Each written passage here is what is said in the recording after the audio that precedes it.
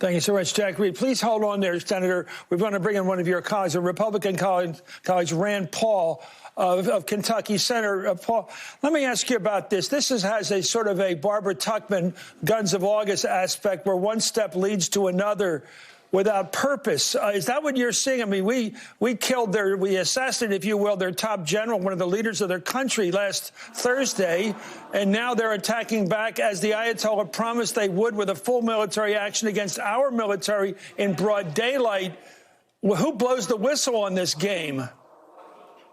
Well, you know, I'm very worried about this. I hope and pray that none of our soldiers are injured or killed. But this has also been predictable. I think this maximum pressure campaign where we give no off-ramp and there's no ability or attempt to engage, I think it's been a failure. Secretary Pompeo has been saying we will force them into accepting our will. But we got out of the Iran agreement, which broke the trust that we had developed with them. We then put an embargo on them, and now we've killed one of their leading generals. So I think this is predictable.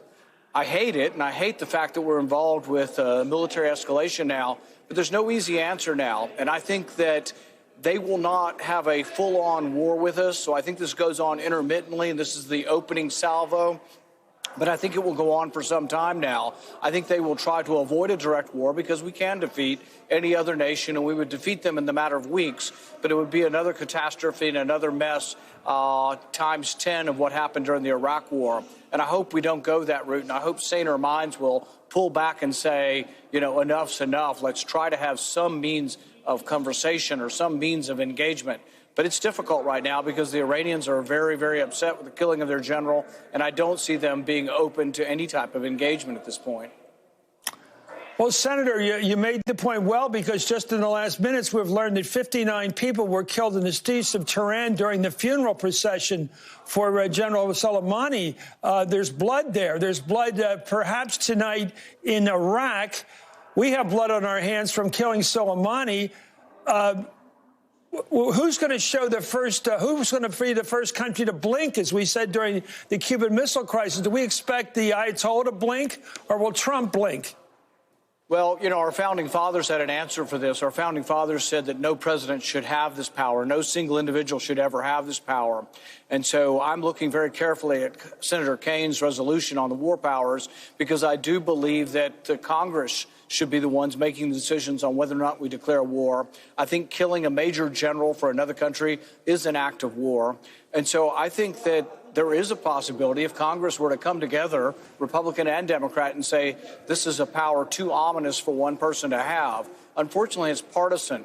Not many Democrats wanted to rein in the killing and targeted killing of Obama, and not many Republicans did either.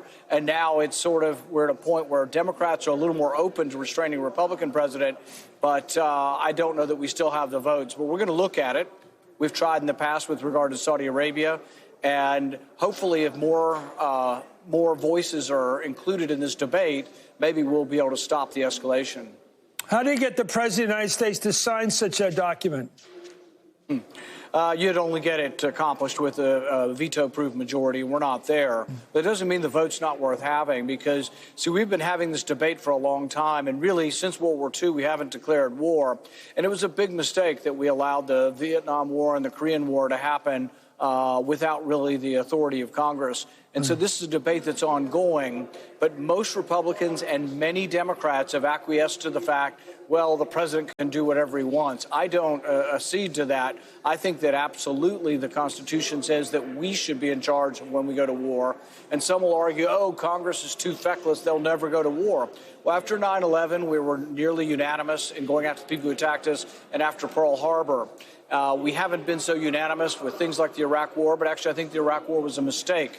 I don't think an overwhelming majority, or even a majority, would vote for this war. But we ought to have that debate, and we ought to have someone come and say to us, why is a war with Iran in our national security interest, and why does a resolution from 2002, look, O'Brien, the national security advisor, is saying that the resolution for the Iraqi war against Saddam Hussein somehow applies to that. That is ridiculous on the face of things and ought to be really laughed out of the room. Thank you so much, Senator. We've got some breaking news. We got to go to that.